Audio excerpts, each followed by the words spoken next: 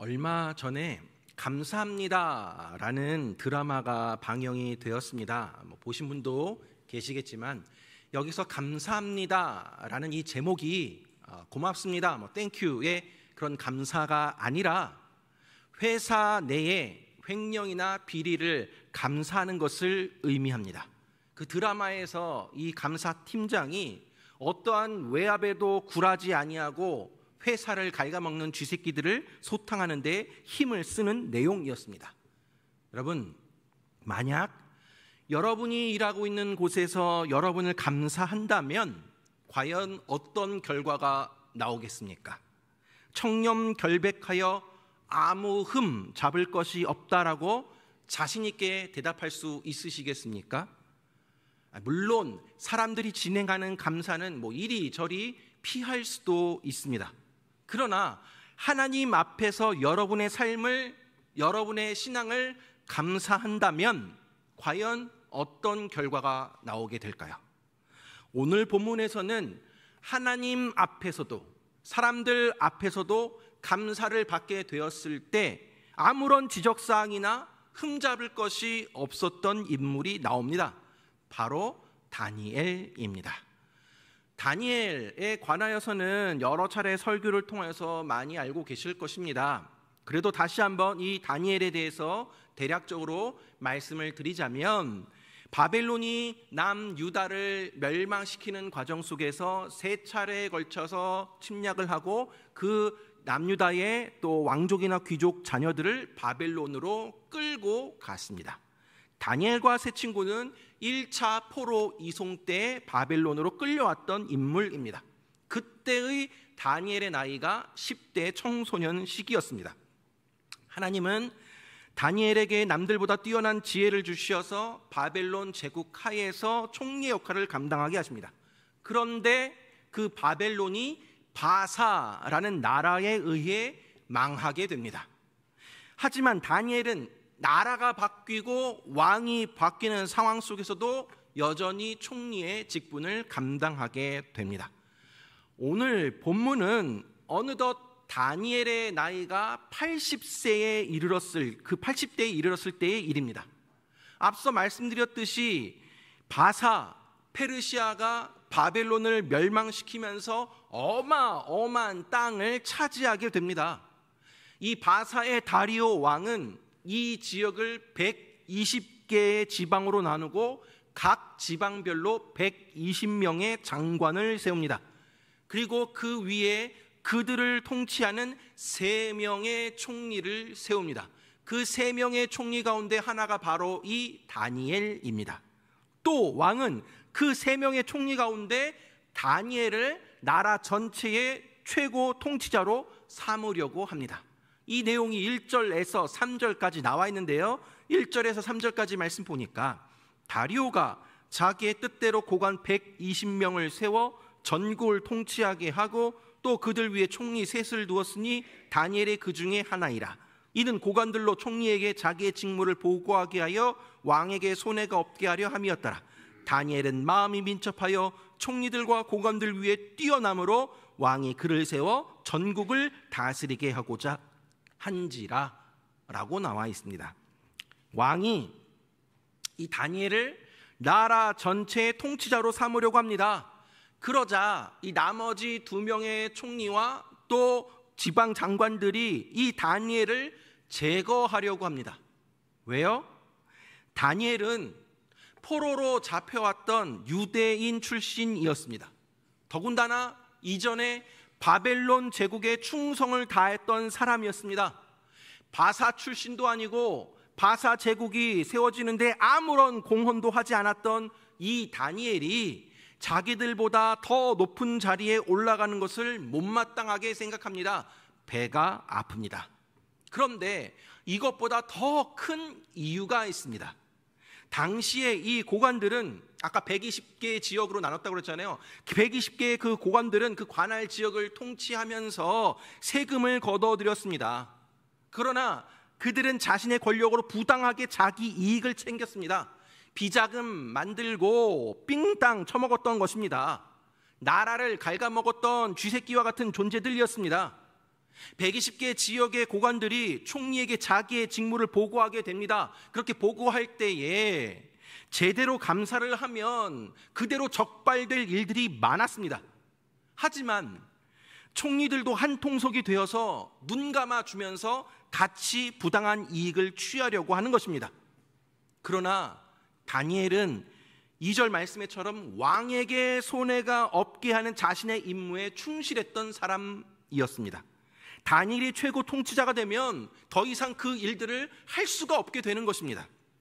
그래서 그들은 다니엘을 어떻게 해서든지 쫓아내고자 감사팀을 꾸려서 다니엘의 허물을 찾으려고 합니다.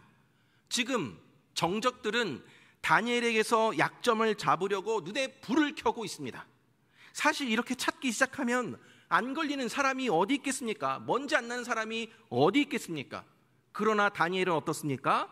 4절 말씀 보니까 이에 총리들과 고관들이 국사에 대하여 다니엘을 고발할 근거를 찾고자 하였으나 아무 근거, 아무 허물도 찾지 못하였으니 이는 그가 충성되어 아무 그릇됨도 없고 아무 허물도 없음이었더라. 다니엘이 충성되어서 아무 그릇됨도 없고 아무 허물도 없답니다. 여러분, 다니엘은 하나님 앞에서도 사람들 앞에서도 진실하고 충성된 사람이었습니다. 사랑하는 여러분, 우리가 가정에서건 교회에서건 직장에서건 일터에서건 누가 보든 안 보든 자신에게 맡겨진 임무를 신실하게 충성스럽게 감당해 나아가는 것이 너무나도 중요합니다. 만일 내가 속한 곳에서 자기 역할을 제대로 감당하지 않으면서 예수님 믿으십시오, 교회 다니십시오 라고 한다면 누가 그 말을 듣겠습니까? 그 사람에 대한 신뢰가 바탕이 될 때에 당신이 믿는 하나님, 당신은 다니는 교회에 나도 한번 믿어보고 나도 한번 다녀보고 싶다라는 말이 나오지 않겠습니까? 그동안 우리는 자녀들을 신앙적인 사회인으로 양육하는 것을 보통 주일 성수 잘하고 술 담배 하지 아니하고 예배 잘 드리고 교회 봉사 잘 해야 하는 것으로만 생각하고 가르쳤습니다. 다 맞는 말인데 과연 신앙적인 사회인이 된다라는 것이 그것이 다이겠습니까? 아니라는 것이죠. 다 맞는 말인데 과연 신앙적인 사회인이 된다는 것이 그것이 다가 아니라 신앙을 가진 사회인이라면 무엇보다 자기에게 맡겨진 일을 정직하게, 성실하게, 충성스럽게 잘 감당해내야 하는 것입니다. 예를 들어서 이제 저희도 엘리베이터 건축을 하고 진행하고 있는 가운데 있는데 크리스찬 건축업자라면 그 건물을 잘 지어야 합니다. 튼튼하고 안전한 건축물 만들어야 합니다. 건물 짓는데 재료비 왕창 속이고 덤탱이 씌우고 부실공사에서 이리저리 하자 생기게 된다면 누가 그 사람을 신뢰하고 누가 그 사람이 믿는 하나님을 믿으려 하겠습니까? 자신의 임무에 충실하여 튼튼하고 안전한 건물 만드는 것이 성령이 충만하여서 자기의 임무에 충실했을 때 나타나는 열매여야 한다라는 것입니다. 오늘날 교회는 다니는데 신앙생활을 하는데 정직하지 못하고 성실하지 아니하고 자기 몫을 제대로 감당하지 못하는 그리스도인들이 너무나도 많이 있습니다. 기도는 거창하게 잘 하는데 직장에서 상사들 눈치 보며 요령 피웁니다. 신앙생활을 열심히 잘 하는데 사회에서는 사리사욕을 채우느라 욕먹습니다. 자기 몫을 제대로 감당하지 않고서 욕먹고 핍박받는 것을 믿음 때문에 핍박받는 것이라 착각하지 마시기 바랍니다. 신앙뿐만이 아니라 삶이 따라야 합니다. 이것이 우리의 과제입니다. 사랑하는 여러분, 다니엘처럼 하나님 앞에 신실하고 맡겨진 임무에 충실한 삶이 우리가 세상 속에서 그리스도인의 모습이 되어야 한다라는 것입니다. 그래서 하나님은 우리를 세상 곳곳에 정치, 경제, 사회, 문화, 영역 속에 보내셔서 그곳에서 소금 역할을 감당하도록 하셨습니다. 누군가가 야, 속여도 어차피 몰라, 이거 눈먼 돈이야, 괜찮아, 다 그렇게 해, 다 이중장부 써, 야 너도 먹고 살아야 하잖아, 너도 좀 챙겨야 하잖아 라고 할 때 아니야 라고 말할 수 있는 소금의 역할, 부패를 방지할 수 있는 사람이 되어야 한다라는 것입니다. 내가 있는 곳에 손해가 나지 않도록, 아니 오히려 내가 있는 곳에 나로 하여금 그곳이 더 발전되고 성장하게 하는 것이 저와 여러분들의 역할입니다. 그 역할 감당하라고 하나님이 그곳에 우리를 보내신 것입니다. 세상으로 파송하신 것입니다. 그러나 여러분, 이렇게 살다 보면 어떤 일이 벌어지는지 다 아시죠? 이미 겪어보신 분들 많으실 것입니다. 분명히 어려움이 있습니다. 박해가 있고 핍박이 있고 갈등이 있기 마련입니다. 다니엘이 왕에게 손해가 없게 하는 자신의 임무에 충실함으로 인해서 핍박을 받습니다. 다니엘에게서 아무런 허물을 찾을 수 없게 되니까 그들이 찾은 약점이 뭐냐면 신앙을 걸고 넘어집니다. 다니엘의 신앙을 약점 잡고 걸고 넘어지려고 하고 있습니다. 5절 말씀 보니까 그들이 이르되 이 다니엘은 그 하나님의 율법에서 근거를 찾지 못하면 그를 고발할 수 없으리라 하고, 다니엘이 믿는 하나님의 율법으로 문제를 삼지 않고는 고발할 근거를 찾을 수 없다라고 하는 것입니다. 그래서 그들이 짜낸 계략이 무엇입니까? 7절 말씀 보십시오. 7절에 나라의 모든 총리와 지사와 총독과 법관과 관원이 의논하고 왕에게 한 법률을 세우며 한 금령을 정하실 것을 구하나이다. 왕이여, 그것은 곧 이제부터 30일 동안에 누구든지 왕 외의 어떤 신에게나 사람에게 무엇을 구하면 사자굴에 던져 넣기로 한 것이니이다. 자, 30일간 왕 외에 다른 신이나 다른 사람에게 무엇을 구하면 사자굴에 던져 넣기로 하는 법안을 만듭니다. 왜요? 다니엘이 기도하는 사람이었기 때문에 그를 걸고 넘어지려고 하고 있는 것입니다. 왕은 그런가 보다 하고 도장을 찍습니다.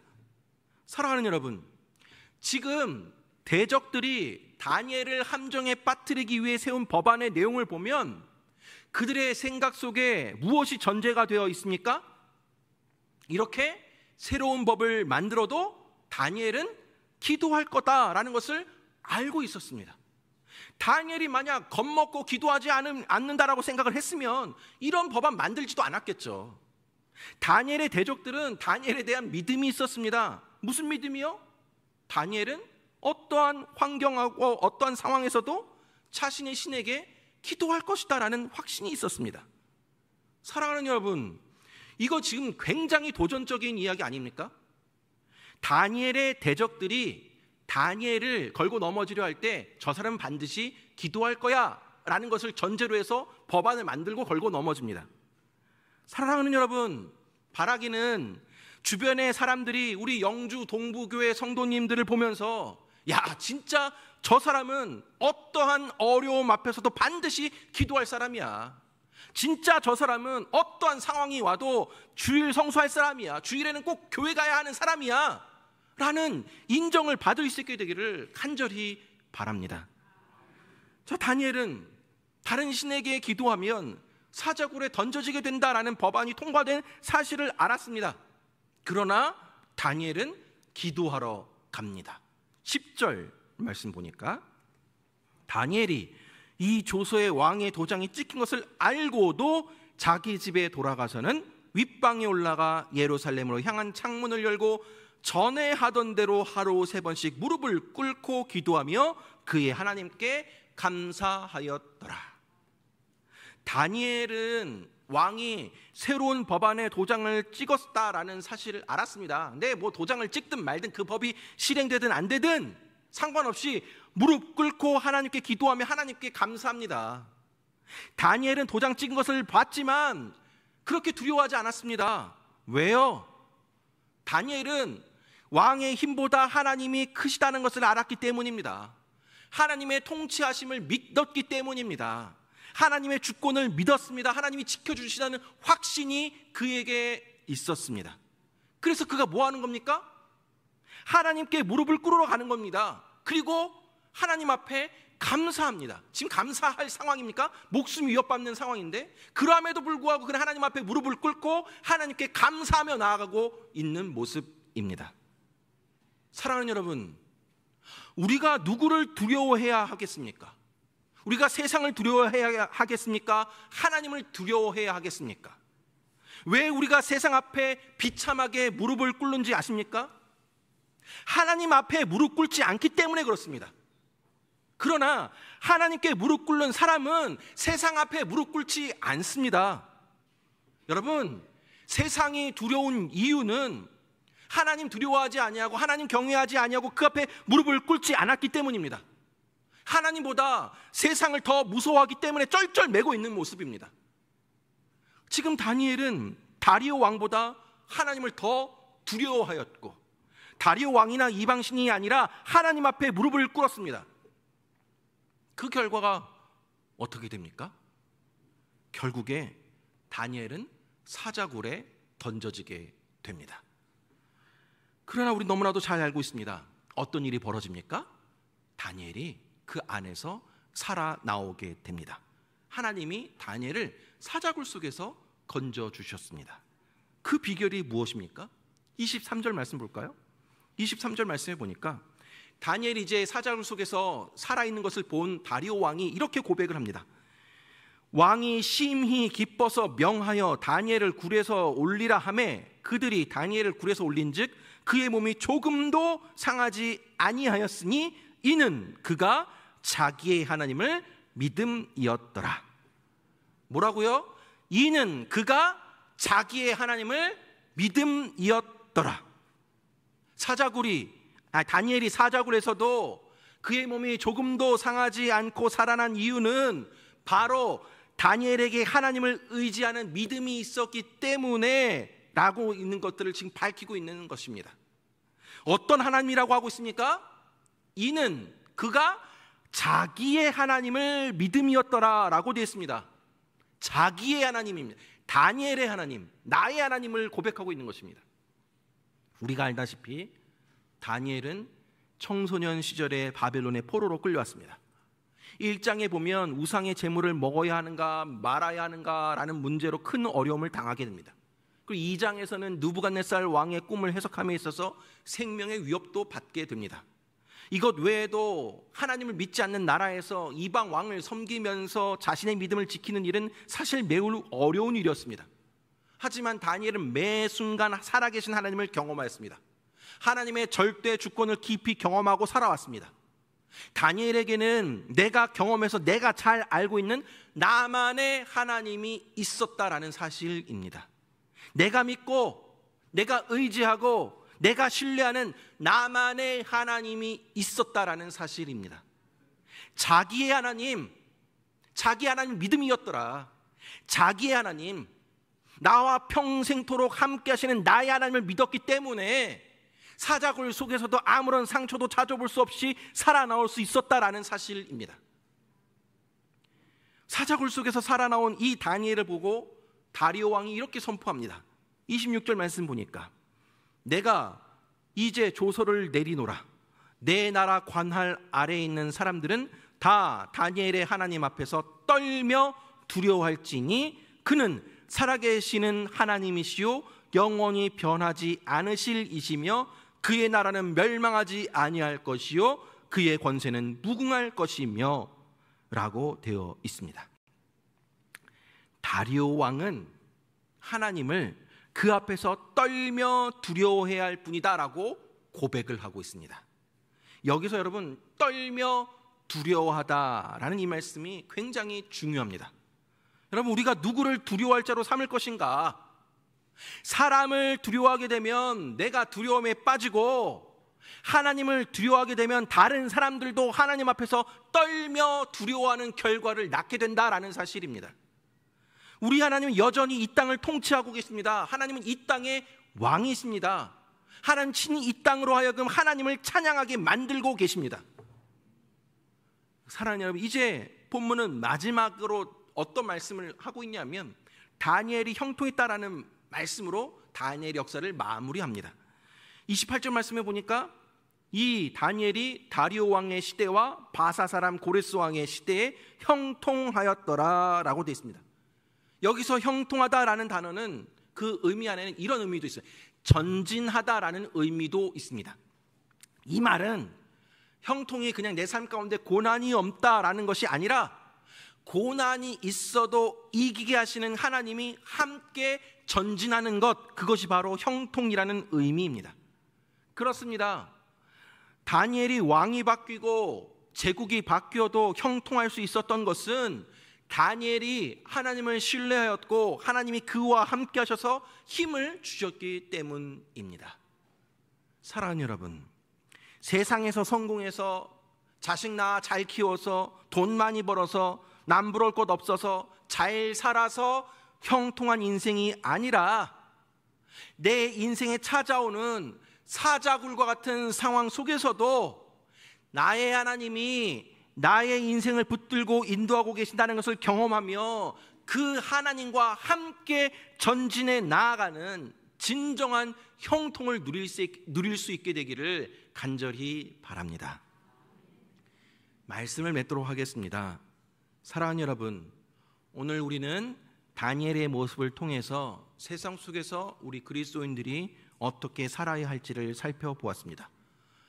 오늘날 우리가 살아가는 세상 속에서는 정직하고 성실한 사람, 깨끗한 사람, 신뢰할 만한 사람, 모든 것을 마음 놓고 맡길 만한 사람, 보는 이가 아무도 없을 때에 정직하게 일하는 사람, 그런 사람 찾아보기 쉽지 않습니다. 오히려 세상에 선한 영향력을 끼쳐야 할 우리 그리스도인들이 자기 몫을 감당하지 못하고 온갖 부정부패와 비리를 저지르며 손가락질 받는 상황이 더 많이 있습니다. 정말 우리 그리스도인들이 하나님 앞에서도 사람들 앞에서도 진실하고 충성된 사람이 되어야 합니다. 하나님이 보내신 그곳에서 빛과 소금의 역할을 감당해야 합니다. 그리하여서 세상으로 하여금 예수님 믿는 사람은 정말 다르구나, 정말 저 사람에게는 무엇이든지 맡길 수 있다, 신뢰할 만하다, 교회 다니는 사람이라면 믿고 맡길 수 있다 라는 인정을 받을 수 있어야 합니다.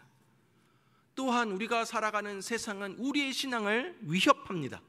돈으로, 힘으로, 권력으로 우리를 그 앞에 무릎 꿇게 만듭니다. 그러나 우리가 누구를 두려워해야 하겠습니까? 세상입니까? 하나님입니까? 하나님은 오늘 우리에게 이렇게 말씀하십니다. 네가 누구를 더 두려워하느냐? 세상이냐? 나냐? 네가 나를 의지하느냐? 정말 나를 신뢰하느냐? 내가 너와 항상 함께 한단다, 내가 너를 실망시키지 않는단다 라고 말씀하고 계십니다. 세상을 두려워하는 것이 아니라 하나님을 두려워함으로 하나님 앞에 무릎으로 나아가는 저와 여러분들 되기를 간절히 바랍니다. 카톨릭에 맞서서 종교개혁을 일으켰던 마틴 루터가 여러 어려움과 핍박 속에서도 믿음과 용기를 잃지 않겠다라는 그러한 마음으로 만들었던 찬송가가 있습니다. 찬송가 585장 내 주는 강한 성이요입니다. 이따 예배 설교 후에 함께 찬양 부를 터인데, 찬양의 가사 다 알고 계시죠? 내 주는 강한 성이요 방패와 병기 되시네, 큰 환난에서 우리를 구하여 내시리로다. 내 힘만 의지할 때는 패할 수밖에 없도다. 힘 있는 장수 나와서 날 대신하여 싸우네. 이 장수 누군가? 주 예수 그리스도 만군의 주로다. 당할 자 누구냐? 반드시 이기로다. 이 땅에 마귀 들끓어 우리를 삼키려 하나? 겁내지 말고 섰거라. 진리로 이기리로다. 친척과 재물과 명예와 생명을 다 빼앗긴데도 진리는 살아서 그 나라 영원하리라. 사랑하는 여러분, 굶주린 사자들이 우글거리며 집어삼키려 하는 사자굴과 같은 세상 속에서 우리는 우리 힘으로 버틸 수가 없습니다. 썩고 부패한 악하고 더러운 세상 속에서 빛과 소금의 역할을 감당하는 거 쉽지 않습니다. 그러나 우리가 겁먹을 필요가 없습니다. 두려워할 필요가 없습니다. 왜요? 우리의 대장 되시는 예수님께서 날 대신하여 친히 싸워주실 것이기 때문입니다. 그리고 그 큰 환난에서 우리를 건져주실 것이기 때문입니다. 결국 우리는 진리로 이길 것이기 때문입니다. 다니엘이 사자굴 속에서 티끌 하나 상하지 않게 하셨던 하나님이 지금도 우리와 함께 하십니다. 그 하나님이 저 여러분들을 반드시 건져 주실 줄 믿으시기 바랍니다. 사랑하는 여러분, 세상의 유혹 앞에 무릎 꿇는 것이 아니라 하나님 앞에 무릎 꿇고 어떠한 상황과 형편에서도 나의 하나님이 내 인생 붙들고 인도하신다라는 것을 믿으며 그 하나님과 함께 전진해 나아가는, 그리하여 진정한 형통을 누리는 저와 여러분들 되길 주님의 이름으로 축원합니다.